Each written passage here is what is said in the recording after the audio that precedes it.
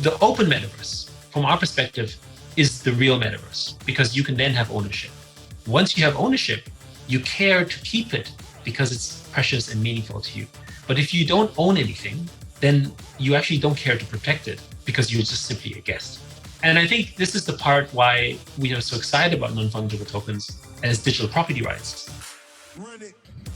Welcome to Analyse Asia, the premier podcast dissecting the pulse of business, technology, and media in Asia. Lately, true digital ownership in the form of NFTs and play to earn powered the rise of blockchain gaming, and the key companies started from Asia, for example, Axie Infinity in Vietnam and Guild Games in Philippines. Today, I have Yat Siu, chairman and co-founder of Animoca Brands, to discuss the evolution of the blockchain gaming industry and what it means for the rest of us looking into the crypto space. Yat Siu, welcome to the show. Thank you for having me. It's a real pleasure to be here. Before we start to discuss the key topics of the day, I am aware that you have an illustrious career with Outblaze and Atari before Animoca Brands. Hence, my first question to you is, how did you start your career? Well, I started my career, you could say, in Vienna. I was born in Vienna to a family of musicians. And actually, I first studied music. And it was really because of music that I ended up getting into the sort of tech space. And, although I had different kind of computer before, the actual professional career, so-called professional career, was really when I started doing composition using the Atari computer because it had a MIDI port. And so I was able to basically play on the keyboard while music was coming up on the notes was coming up on the computer. The early versions of this type of software, actually, I developed. And I was a kid at the time, right? So I really did it just to help myself. And I posted the software on a pre-internet service called CompuServe, which perhaps most of your audience may not remember or may not even know what that is, but it was kind of like a pre-internet type of bulletin board system. And through that, I got discovered by people who liked the software, who ended up sending me money, which was sort of random. But back then it was kind of the practice. And Atari found me as well and said, hey, we kind of like what you built. Come into our office and let's have a chat about what we might be able to do together. And that was how it started.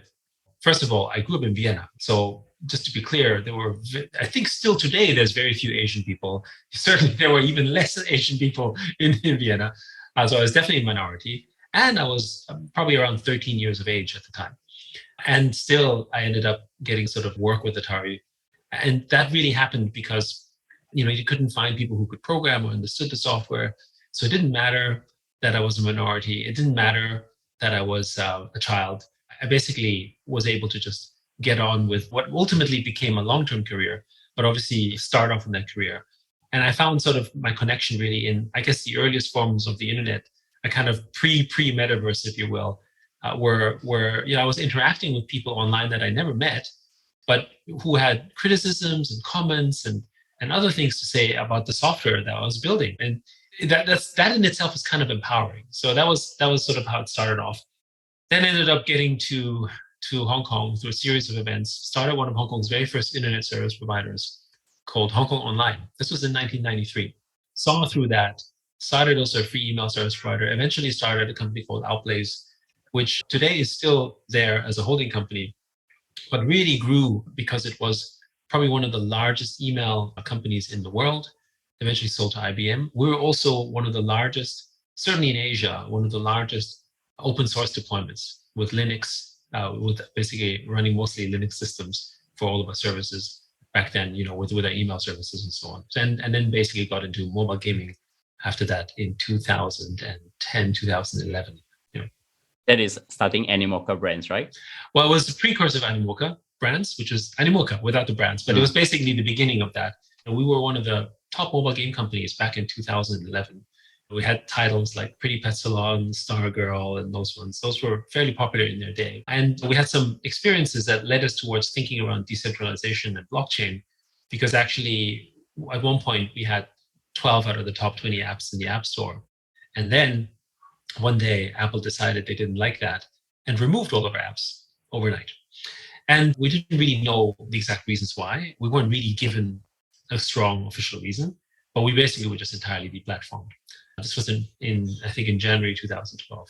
And that sort of is an interesting example about what happens when you're basically existing on a platform on someone else's rules. And it took us 2 years to get back into the App Store. And more importantly, we got back into the App Store because Apple then decided they opened up an office in Hong Kong and also decided that maybe China was important as a market for them. So let's go and invest in them. And I mean, obviously the team that we worked with, which are great, obviously knew nothing of the prehistory. But it's an unpleasant taste as to the circumstances that led to this. I see the roots of decentralization start off from this intrinsic experience. I want to ask you this. What are the key lessons you have learned throughout your career journey that you can share with my audience out there? Yeah, so we can talk about decentralization later. But I think perhaps the biggest lesson perhaps out of all of this, and there's many, of course, right, is that as long as you're building something with impact actually with purpose, even more so than perhaps impact, because impact is maybe what you want to see happen, but purpose is why you do it, right?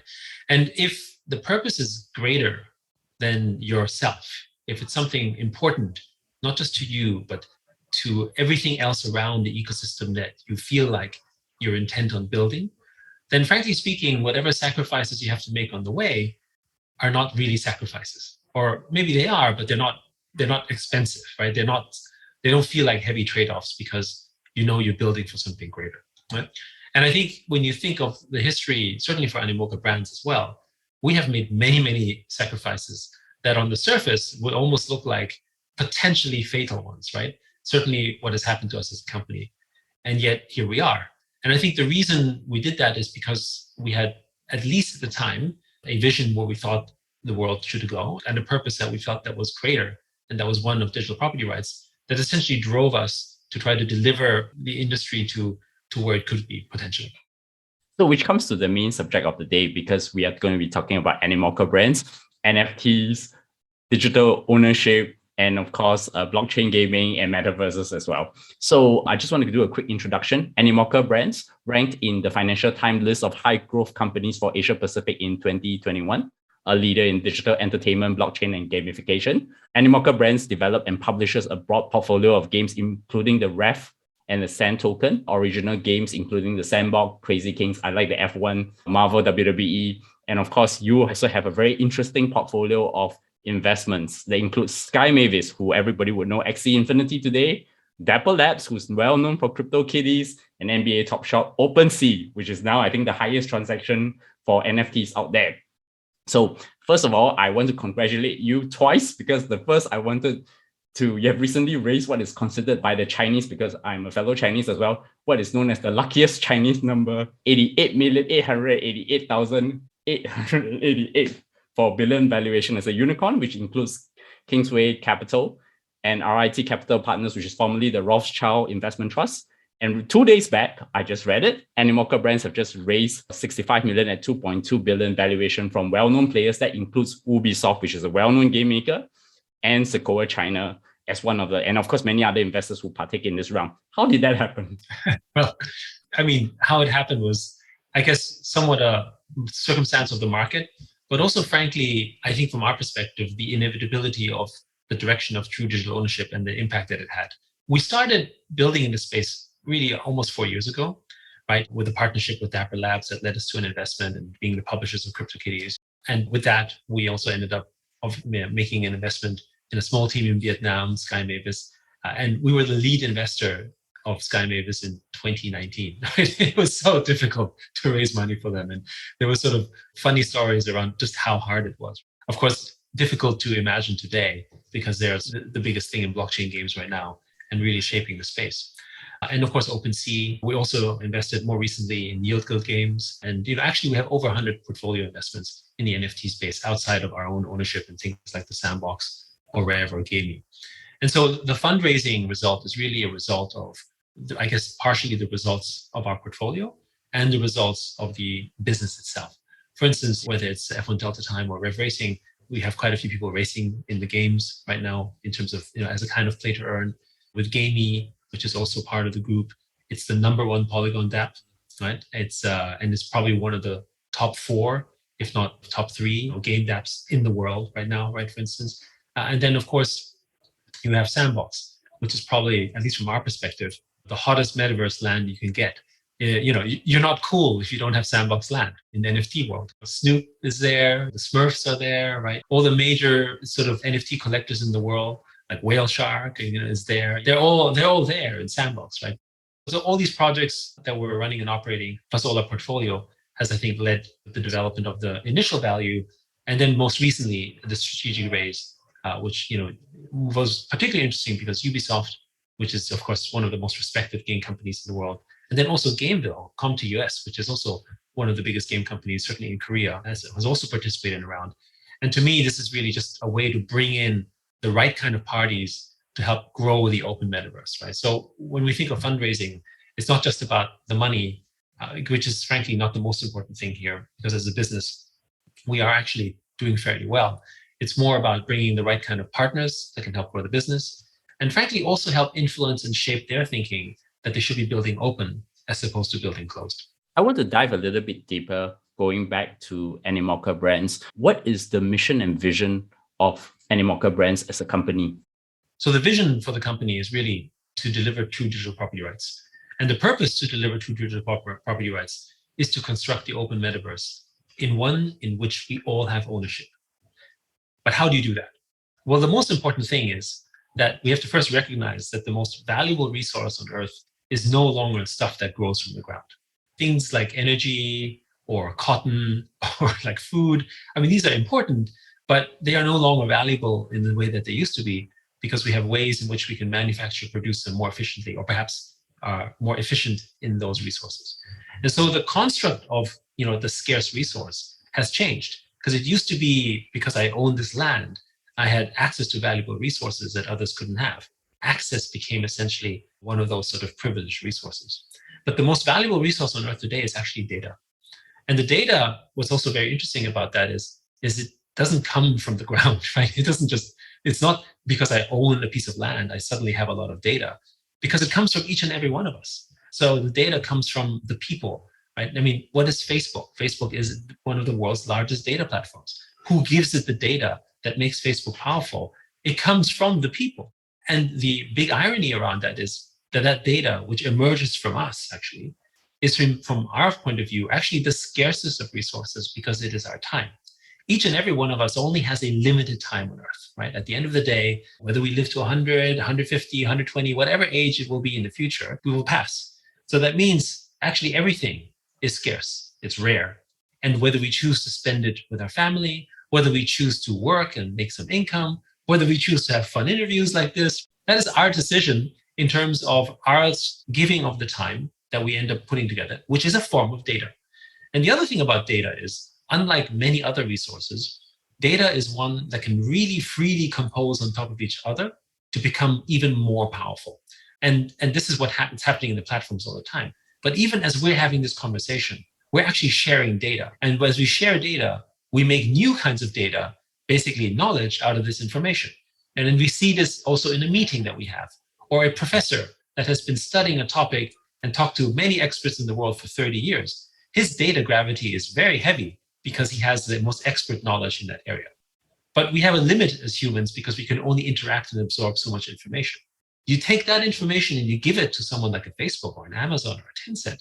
Actually, what happens is that they amplify this knowledge of your data by 1 billion people every second, every step of the way, which means they have the best data gravity, the most powerful network effect, and are basically able to really influence the world as they have.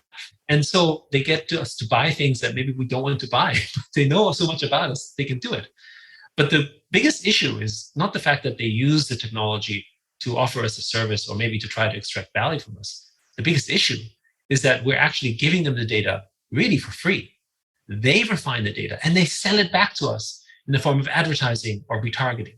So we're living in an age of digital colonialism. Companies like Facebook are the imperialists of this age. We don't actually own anything that we do there. We are basically their serfs, but we don't know it, right? So it's almost like we're in the Matrix, right? And instead of sapping energy from our brains, they're sapping our data. And they basically derive all the knowledge and then become powerful. If you look at the top 10 companies in market cap today, they're all data companies. None of them are resource-based companies. And so this comes down to the mission, which is that how do we enable a future that is more equitable Well, it has to mean that we have to give data to the people who actually created it to the first point. They have to have data ownership. How do you get data ownership? Okay, non-fungible tokens is that way. Because blockchain technology is essentially a public data layer, which doesn't belong to everyone and to anyone, which means that whatever data is stored on the blockchain, like a non-fungible token, its provenance, its source of ownership, all of that belongs specifically to the end user who can claim ownership on this one or creates it. And therefore, from that perspective, the user actually has full rights and ownership, and therefore the benefits of digital capital. And quickly, just to close on this one, the open metaverse, from our perspective, is the real metaverse because you can then have ownership. Once you have ownership, you care to keep it because it's precious and meaningful to you. But if you don't own anything, then you actually don't care to protect it because you're just simply a guest. And I think this is the part why we are so excited about non-fungible tokens as digital property rights. Because once I own property, whether it's inside a game, whether it's inside a different economy or whatever it is, then actually I become a stakeholder and have an element in developing its success and an interest in protecting that system. Just like in the real world, when I own physical property, actually I care that my property is really mine. And I care that I can pass it to my children or sell it to someone else. And as a result of that, I care for the institution that protects my ability to have this ownership, which means I probably care about democracy, or I care about who's in power to ensure that I own that. We don't care about that in the digital world because we are renters. We don't own anything. And therefore, we're willingly giving it up because we don't understand what it means. But the moment you have ownership, you will never surrender that ownership to someone who could take it away from you. You wouldn't do that in the real world. So why would you do that in the digital world if you actually have digital ownership? Right, so that's the big mission.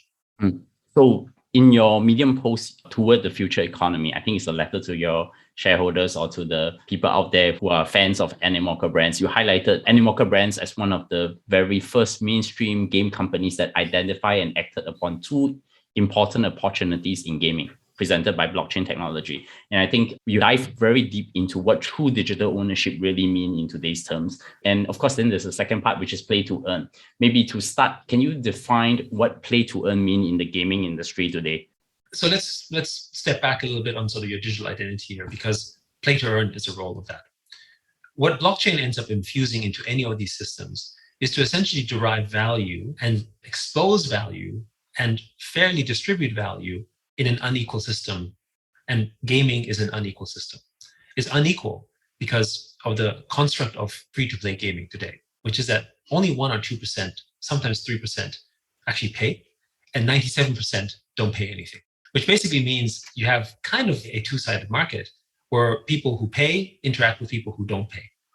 But in the game economy, of course, the problem is that those people who play for free, they play for entertainment and enjoyment. But actually, they're the reason, a big reason, why there's value in the ecosystem for those people to unlock payments too. Because the ones who are paying, they do so because the community is large, or it's fun to play with, or interactive. So in other words, the free audience that is inside the game creates a network effect that entices the people to pay money into a game. And it's a very successful business model. Gaming companies are making tons of money, just to be clear, right? None of them are struggling. So this is a very successful business model. The problem with this, of course, is that in the context of play to earn, is that currently all the people who spend the time to make the network valuable inside a game get zero for it. Every time you're playing in Fortnite, every time you're playing in Apex Legends or whatever awesome game you're having fun with, actually you get nothing for it. Yes, you get fun and entertainment, and you get the social enjoyment and maybe social status, but actually you get nothing for it. And for the hours and hours you spend, actually what you're doing is you're making the game valuable. You're adding to the network effect. It is your time. Just like I said earlier, time is the scarcest resource on earth. For you, certainly. So you're giving your valuable time for some enjoyment, but actually making the network more powerful. Why doesn't the network pay you for that? Now, in other business models out there, the people who spend their time to make a network valuable, they get rewarded for it. I mean, I tried to explain this to a few people and they really struggled because they're like, games, I don't understand it. So I said, okay, it's like a nightclub. You have ladies' night, right? Why is ladies' night free drinks for the women and for the men that have to pay? We don't have to go into detail of that. But the point is, they're getting paid to spend time there if they so choose. So they are still being rewarded in some form or fashion to being there. The problem about games is you're not being rewarded at all. It's just social. That's it. But the problem is that the value that's generated is so large, it's lopsided. And so play to earn is one mechanism that basically really rewards the time that you spend inside a game. Now, there could be elements. For instance, if you're more successful, you might get more. But the whole idea is that no matter how successful you are, as long as you're contributing to the ecosystem, you're adding to the network effect. And when you add to the network effect, you ought to be paid something for it, however small that may be. So that's play to earn, really. And play to earn inside a game could be as simple as battling, could be as simple as, the design depends on each game. But, like for instance, with Rev Racing, we have another element of play to earn where, if you race, you can get a car. And there doesn't have to be a reward that has to be based entirely on a currency that you get. It could be also something non-fungible, because we know that as you're racing and competing with other players, that you're still contributing value to the ecosystem. Nobody said that the car had to be worth thousands of dollars, but it's still something that is a token of appreciation that ends up having some value over time, which maybe you can sell or maybe you can use in a different kind of ecosystem. So all games effectively already have an element where they're trying to reward people inside the game, but it's all fun and entertainment and not based on any value.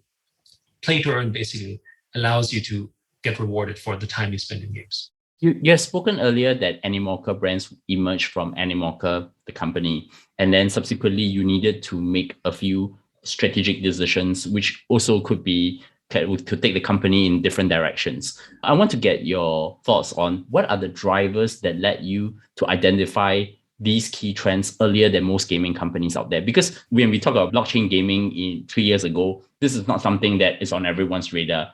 I think even thinking about Axie Infinity today it sounds so obvious, but yet I think probably 1 year ago, people didn't think it was that obvious. So what are the drivers that led you to identify that this is where the industry is actually moving? I think with everyone or anyone who sort of observes trends, right, I think it has a lot to do with your own personal experience. I mean, some of it may seem logical, but of course, I think it's more logical for others because of the fact that they've gone through that experience. I mean, outside of the fact that I've been a lifelong gamer, I used to play multi-user dungeons, right, MUDs, and I was already a buyer of virtual assets back then, where I was basically buying sort of text-based swords. And for those who don't remember what a MUD was like, there was no graphics. It was all text. It's like literally you type, go left, go east. And you're literally, when you have to talk to someone, you say, da, da, da, da, right? Like it was really that primitive. And yet we were playing those games happily. And I remember paying $25 for some virtual item back in the MUD. And I think it was either in the late 80s or early 90s. But either way, it was like I literally had to send a check. And then when it finally happened, we would meet at a designated time and come together. And he would give me the sword. It was like really very old school kind of way of doing it. So for me, having ownership in virtual assets and having a relationship of these assets in that manner was completely normal. For me, it was more like, why isn't this even more mainstream almost? Of course, I understood the reasons why, but emotionally, I felt attached to that kind of a future anyway. And so when blockchain came about, it was kind of like the aha moment. Like when crypto and like Bitcoin came about, I had an intellectual curiosity. But when non-fungible tokens came around, then it was really interesting for me because we're just like, wait a second, this could really alter everything. Gamers could actually really own their assets. Which gamer wouldn't love to own their assets if they actually really were able to, and the consequences that come from that? The other thing, of course, is that it also, I think, depends on your background. So if you're a financially oriented person, or if you come from trading or the finance world, then you might care about specifically tokens, for fungible tokens, because they trade, they have liquidity. Like a market trader, you care about that type of stuff. But when you come from different industries, whether it's the arts or music or gaming, typically you care more about culture, which is what most of the world goes around. And so non-fungible tokens really represented stores of culture. And these stores of culture is what excited everyone in the world where culture was more meaningful to them. Because when we engage with culture, we don't think of money as the first thing, right? We don't think of, oh, I love BTS. How much money is it going to make me, right? It's like that's not our relationship with culture. Or I love classical music. I love Bach. We don't think about the value it has to us in monetary terms. We think of the value it gives to us intellectually, enjoyment, how it makes us feel, right? That's culture. And there was no real way of storing and representing that culture in a permanent fashion in the digital world until non-fungible tokens came around. As Animoca Brands have been really early in your investments with OpenSea, Axie Infinity, YGG, Dapper Labs, who are behind CryptoKitties and NBA Top Shot, how do you decide to invest in them in an early stage? And what have you learned from these successful investments which have come of age this year with the NFT boom? So just to be clear, as much as we'd love to take credit for spotting winners, in 2018 and 2019, there were very few of us building. Mm-hmm. So it was more like the same club of people who hung out. And frankly, I think we're the smartest people in the space trying to develop something, but really the answers were not clear. If you look at the team at Sky Mavis, wonderful group of people, great ideas. However, did they think it was going to pan out exactly this way? No, right? They went through an evolution, they built their own things, they struggled with their own systems. In the earliest of days, Sky Mavis, for instance, built on another layer called Lu at the time that basically disappointed them, which led them to develop their own chain called Ronin. But they went through those experiences as they tried to progress, Axie Infinity to then lead them to the path where they are. And that's true it's true for actually any startup, really. But really, in the earliest of days, it had really to do with the conviction of the space. And it drove thinking in a few ways. One, who believes in this space and is really smart at what they're doing? Two, we cannot build all of this ourselves anyway as a company. If you want to really construct the open metaverse and give everyone true digital ownership, we got to do it together. Who can we fund and support that we can do it together with? And that basically informed of the way that we started making these investments and acquisitions. Because again, it was very purpose-driven. We're like, okay, we're going to do this, we're going to do that, and we're going to help people grow into the space. Because really, part of it was also education. It wasn't just about putting money into someone who's built this before. I mean, you're not going to find someone who has built a blockchain game before. You're not going to find that. So you basically just have to really put faith in the team that can put it together and keep supporting them until they get to that point eventually. So that's kind of that approach. The market today is, of course, different because there's a lot more money in the space, like much more money. And therefore, you have a lot more GameFi projects and a lot more sort of blockchain game projects that are coming out today. And so now I think we're entering a phase where very soon, you have to start being a little bit more discerning how you make your investments because of the fact that there's so many people doing very similar things.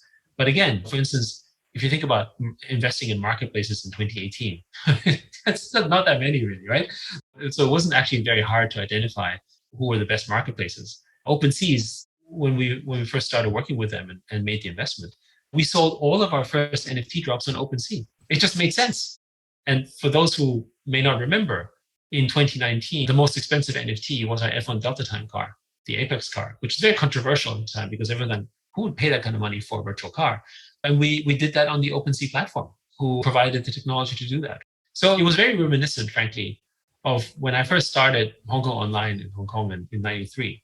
It was very reminiscent to how we built the open web back then as well. We were in forums, we were chatting about how we could help each other, we're sharing code, there's open source. It was very collaborative as a model. The only difference here is that actually now we can have cross-participation because we could possibly have some equity, or maybe in some projects, some of your tokens, or we could swap these tokens as well. So we both have a mutual interest in each other's success. So that was a series of things, how we ended up, I guess, identifying it. But really, as I said earlier, it wasn't so much that we had a specific nose for, let's call it was a macro view, and then finding the people who were building from a macro perspective, much more than it was pinpointing a specific company. The industry was far too immature to be able to do that.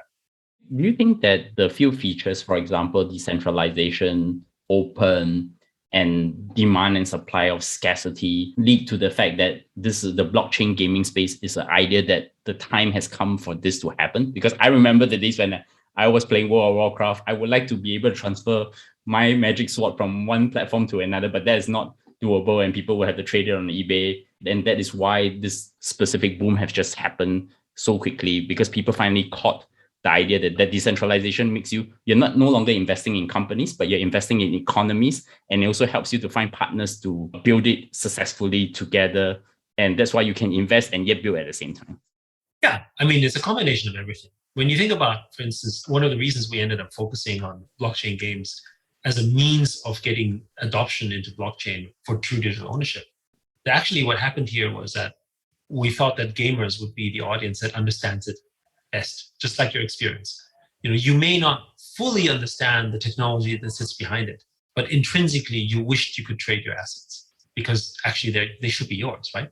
Or intrinsically you understood that the currency that you are earning inside the game, you would probably pay someone money for it if you could give it to you faster, because frankly, there is a trade-off between sort of time as well and value, right? And so these economic systems already exist inside games, but they're of course not real because of the fact that they're centralized and you're really renting. But people don't quite understand that, but they have a relationship with the assets of one of ownership. And so decades of people playing games like this, from our perspective, is one of almost training, if you will. So if the same concept emerged 30 years ago, technology, even if it was better, would probably not have caught on the way it has because people weren't as comfortable or dealing with the ownership of digital assets of some sort. But today they are. I mean, you look at, for those of us who have young children, and you ask them, what do you want for Christmas? There's a high chance that they actually don't want anything physical. They just want something digital. And for them, that's the most valuable thing. And when you also think about, especially younger generations, what's important for them, how they're seen, it's what their digital identity is that's more important. Their status online, depending on their gameplay status, or depending on the skin that they have that they've achieved, that is more important to them than having the coolest fashion item in a physical world. So the idea of identity and the value of identity in the digital world has already become, in some cases, perhaps in most cases for the younger generation, more important than in the physical world. So we are already entering that space, and people are already expecting that. Thanks to social technologies as well, many of us crave more attention on Twitter, Facebook, or Instagram than we actually crave for physical attention to be identified on the street or something like that. We probably don't even care about that. We just care if we have 1,000 likes on our next post, right? These are the things that we now give more direct value to than we have done before. So yes, I agree that we've been trained towards this mode. Now, the decentralization part, though, is the part that is the more complicated one, because for most people, they don't really understand decentralization per se, because they don't even understand fully that data is centralized in its current construct. They just think of it as data. But decentralization is the underpinning of this, because unless the data store is decentralized, you actually cannot fully control the ownership of that asset. And therefore, someone who has the central control of that data can completely and always change rules on you, which they do in games every season. Oh, we don't like this. Let's change the balance. Oh, let's not like this. Let's remove it.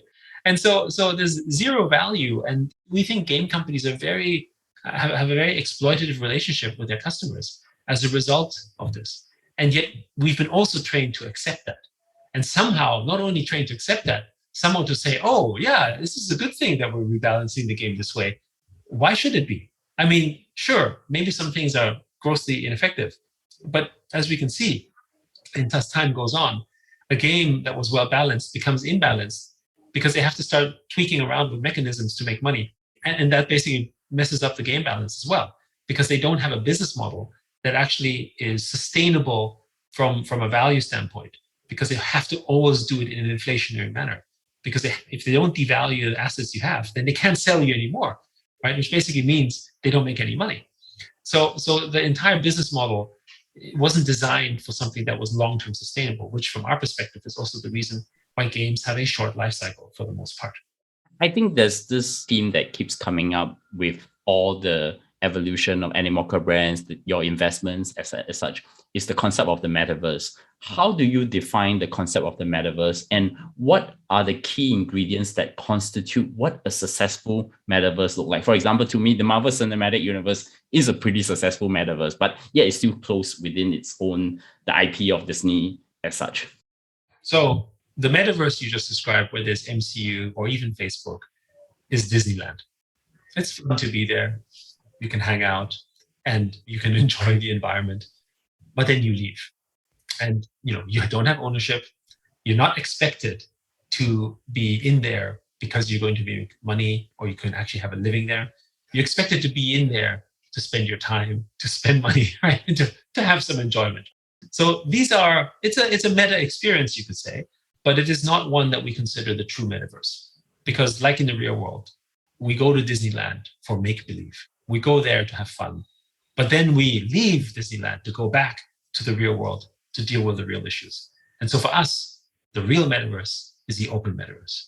Because the open metaverse is the one where you have ownership, just like we have in the real world, where you have sovereignty over your own data, where you have actual sort of the ability and your own freedoms to choose what you want with the assets and items that exist in the open metaverse. And most importantly, and this is why we think the open metaverse is the parallel, is a paradigm that allows for it to be long-term sustaining, is it because you have ownership in your assets and the assets in the open metaverse, it serves the interests of the majority. The problem about closed metaverses, whether it's a Facebook, whether it's an Epic, whether it's whatever, ultimately serves the minority.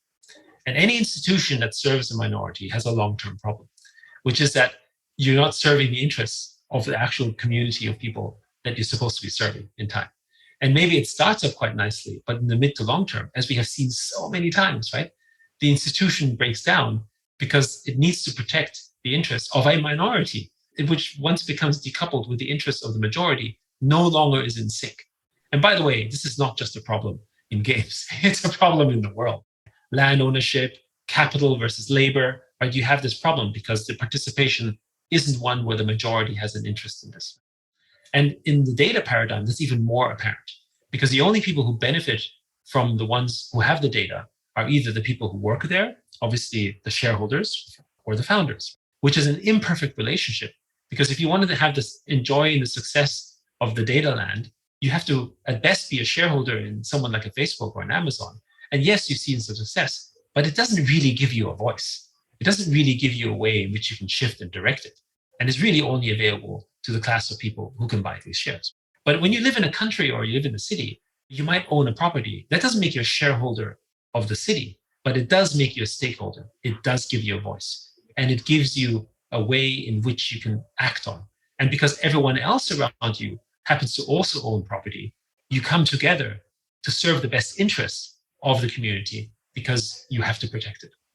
This is the thing that a fake metaverse cannot do because the ownership doesn't belong to the users, even if they pretend to do so and say, oh, yes, under these terms of service, you can use it this way and that way. That's not ownership. That's still rental because they have the right to take it away from you at any time. What is the institution that protects you to do that? We think that data ought to be a human right. But the problem is that there is no construct for this. And for the world of governments and politics to fully embrace that, I think it's a little further away. So if the government institution is unable to protect our data sovereignty, then we need another system. And that is the open metaverse through the distributed ledger, through blockchain, because no single party owns it. And therefore, my ownership in this data construct is secure and permanent and immutable. And so in that construct, when you have sufficient weight inside your own data, which is in the distributed ledger, not owned by anyone, in time, what will happen is that the big platforms have to eventually acquiesce to access this because none of the users are going to be using a platform where they will be surrendering all their assets to be there. I mean, if you own a house, you're not going to swap ownership of the house to visit Disneyland. Why would you do that? But that's what we're doing right now because we don't understand it. And I think the thing is, like in the digital world, the context of if you own a piece of land in Sandbox, the most expensive pieces of land are now worth over $1 million US. You are not going to surrender that easily to someone unless you know it's protected. Every person who owns a Bored Ape or CryptoPunk, he's not going to be giving his assets to a platform that has the ability to take it away from you. So that's what's important here, right? And that's what's real, because the reality comes from the fact that you own it. There are interfaces that people talk about, VR and AR and everything. Yes, those are gateways. Those are experiential layers. But fundamentally, that is not what's important. What's important is that you own your data. So will NFTs or gaming tokens from the play-to-earn economies be interoperable in the future from your point of view? In Animoca Brands, you have things like F1 Delta Time, where it's a racing game for players to compete for, like Sand games and Ref tokens, and even the Sandbox, where, as you talk about virtual land, building on top of virtual land, building economies as such. First of all, to understand non-fungible tokens is to understand that they are openly composable.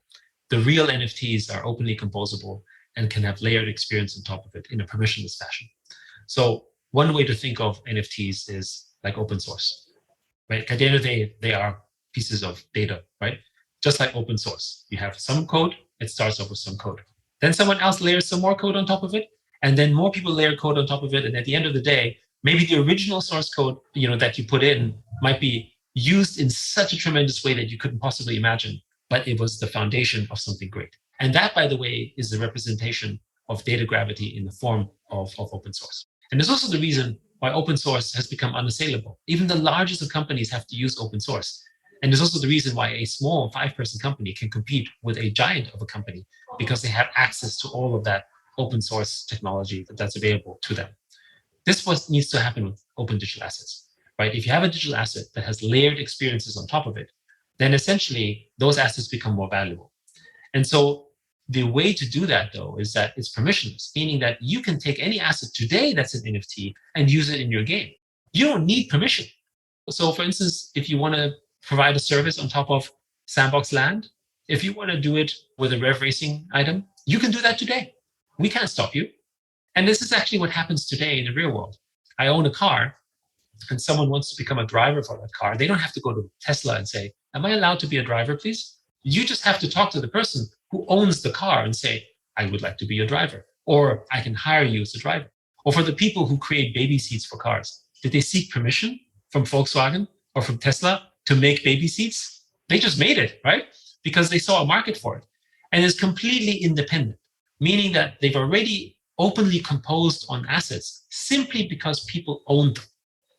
In other words, the assets, or the content, if you will, has become the platform, which, by the way, is also the reason why this entire industry is going to completely reshape and disrupt classic distribution models.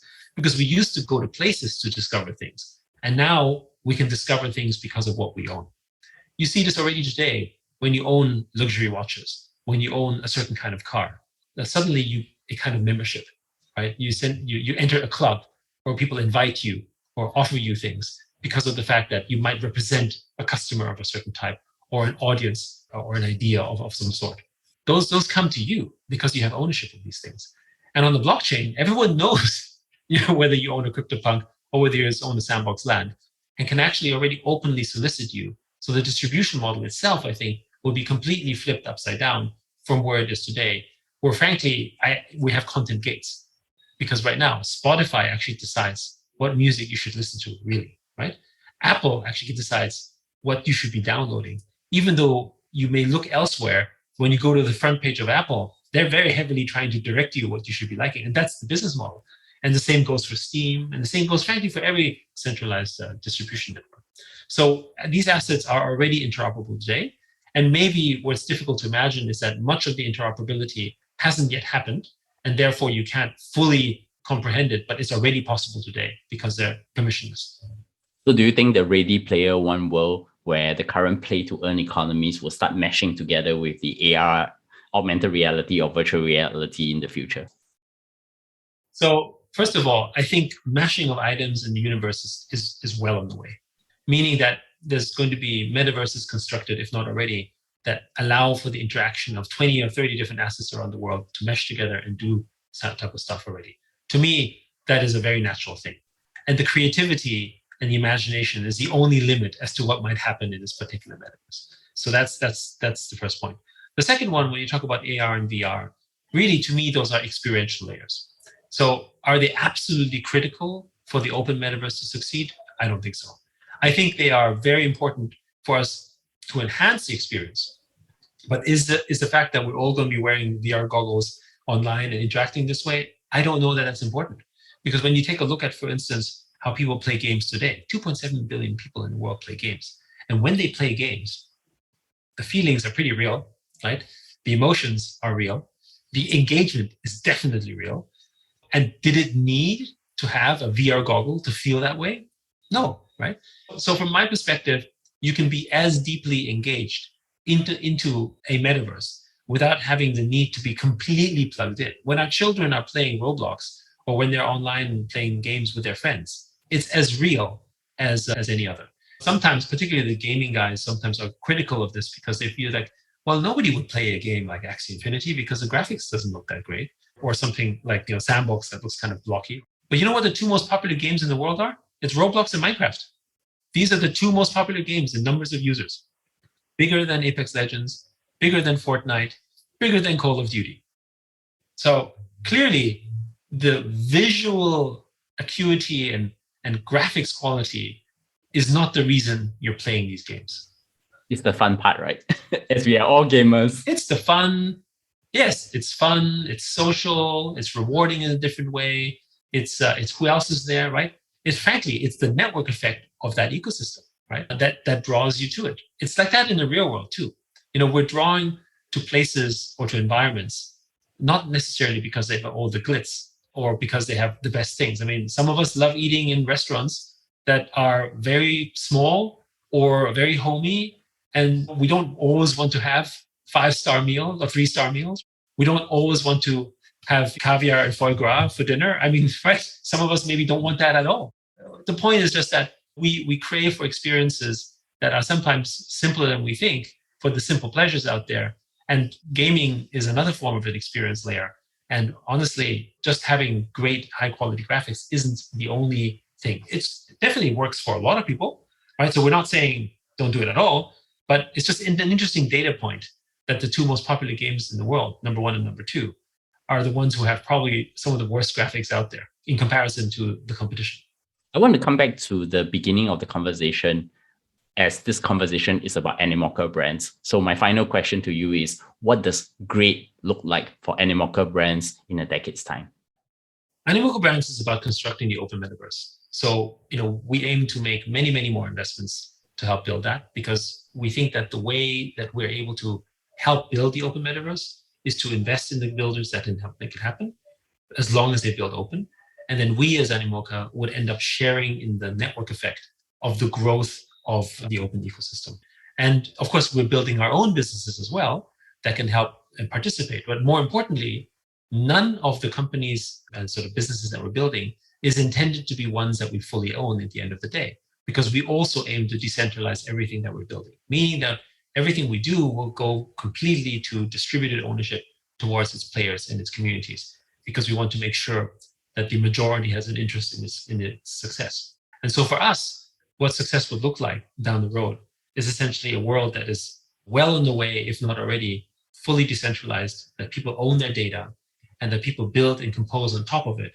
And as a result, new companies and businesses will emerge in all these places because of the fact that you have that freedom to build on top of others. It will also mean probably the end of the centralized platforms and the data walls. And certainly that's what we're hoping for, which means that they have to reconstruct themselves in their thinking in order to survive. So we think the whole Web3 movement is going to completely alter this landscape that we have today. And for Animoca, the success would come from the fact that we have a stake in many areas of this, and that we benefit and share in the network effect because of our exposure in the field, which is also why we don't just invest in equity and in tokens. We also have a lot of NFTs. And it's like the equivalent of, if we end up helping to, build Singapore or Hong Kong, and if we end up owning 10 or 20% of the property in those cities, that's not a bad outcome. We don't have to own it. In fact, the fact that we don't own it and have maybe a significant stake in it, but not a controlling stake, is perhaps making it more valuable than before. I give people this example of, the Queen of England, even though she no longer rules Great Britain, she actually is still pretty well off, right? And it comes from the fact that she has sufficient assets, of course, but she is no longer actually the one who really runs the country. And I think that's actually healthier because, again, in this particular case, it serves the majority, not the minority. Yeah, so I really look forward to the future, the decentralized, open, and economies where we can all be part of the Web3 movement. I'm definitely sold on it. And I'm sure you as a front runner of this is also sold on to it. So I would like to close with the conversation by asking two just short questions. The first is, any recommendations that have inspired you recently? I think everything that's happening right now in the NFT space, when you take a look at, in particular, I spend a lot of time on sort of Twitter, reading up and looking at what other people are commenting in the NFT space. I find all of them inspiring. And so it's not so much a book or a movie or something per se, but it's the daily interactions. When you're engaging with the NFT communities, when you're buying something, when you're participating, when you're hearing what they have to say, how it's changing their lives, whether it's players in the Philippines or whether it's artists or photographers that have seen new ways in which they could make money and actually change their lives, right? To me, that's inspiring. And for us, it's kind of like the fuel that makes it clear what our purpose really is. And so that part really is driving our motivation forward, both for myself personally and as a business. My last question, how do my audience find you? So the easiest thing to find me is on Twitter at YSIU. I mean, I have a Medium as well, which has the same handle. But generally speaking, I am mostly active on Twitter. And so if you're interested, come follow me there and engage over there. You can definitely Google the podcast through Analyse Asia. You can definitely find us on Twitter, Spotify, Apple Podcasts, or everywhere. It would be better someday. It will be a decentralized podcast platform, of course. Yat Siu, many thanks for coming on today and share with me this hour of your quality time. And I really benefited from the conversation. I look forward to hear more stories from you all on the open metaverse with Animoca Brands the next time round. Thank you so much. Run it.